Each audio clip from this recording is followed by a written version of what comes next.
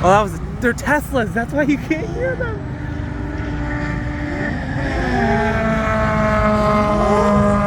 Fucking Teslas.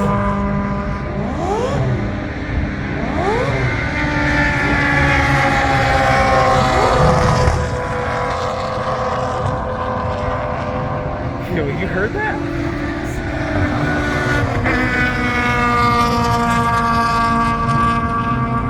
Yo, gears and gasoline is.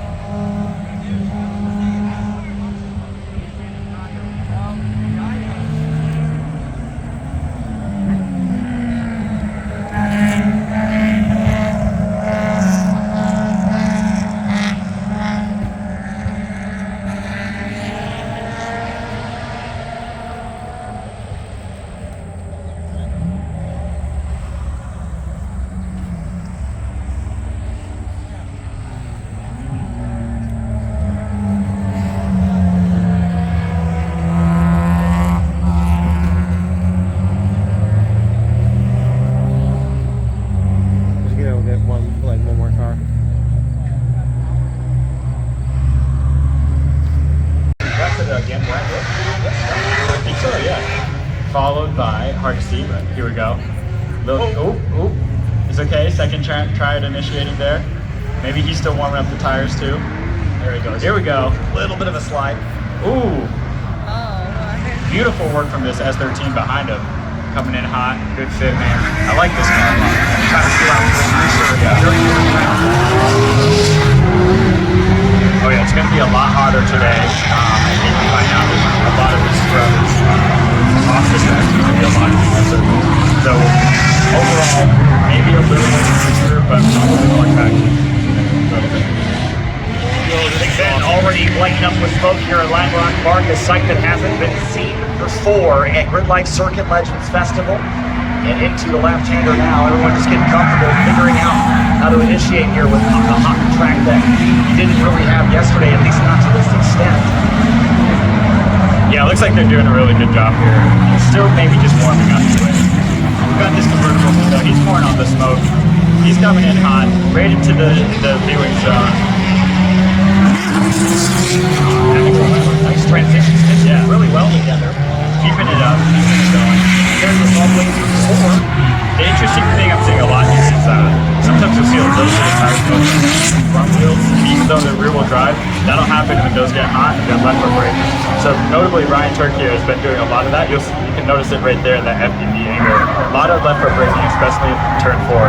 That's something you don't really see a lot of in drafting, like minimally, but a lot of pro drivers in America will be doing that. This footwork was always really fun to watch. And one thing I didn't understand coming from the grip world is when you pull that handbrake, the rear clutch locks. You gotta get the clutch in so you don't stall the car. Oh, 100%. Which is, it makes total sense when you say it like that, but that's just something you wouldn't, as a grip driver, I wouldn't necessarily do. Right, yeah, you don't want to stall that car, especially mid-drift. That will ruin you. And if you're in tandem, someone's gonna pile up. But yeah, so a lot of the time on lower horsepower cars, you'll rip the e-brake, put the clutch in, and you can also rev up the baby red stuff. So you're basically getting the e-brake into the lock of the wheel and then dumping the clutch to just keep that power. Yeah, maybe something's like good. There's Robert Ford. Well, you can't even see anything anymore. But again, we have a mix of drivers here from grassroots to pro. We have Jeff representing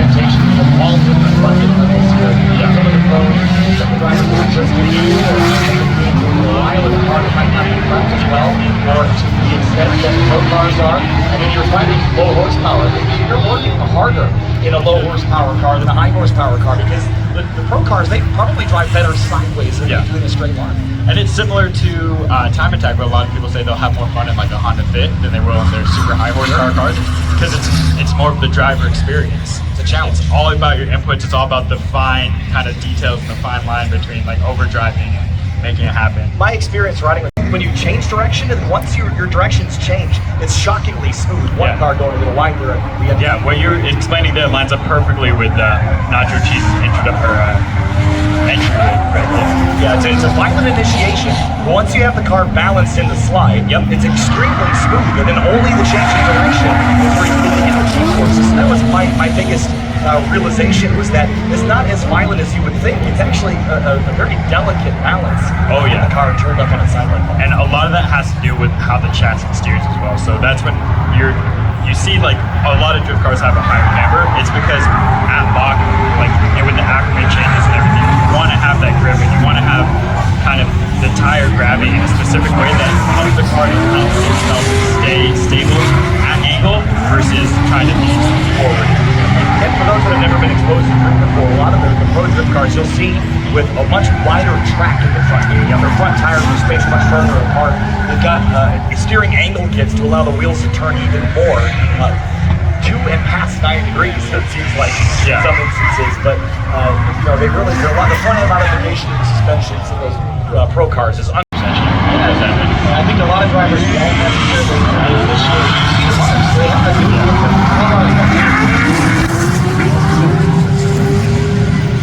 big tandem train going through turn 2 right now, transitioning into turn 4. A couple of guys getting into it. Big angle there for I didn't see what that was. Where's that? S14. That looks like S chassis, S15. Yeah, it's another S14. Or no, it's one embryo. So the big angle right in the middle of that. There's Stonebeck and Thorn. These are 2 of our higher horsepower drivers this week, and you can tell just from the smoke pluming out. Let's see if he gets some room to transition. Damn, he's staying right on his quarter panel. He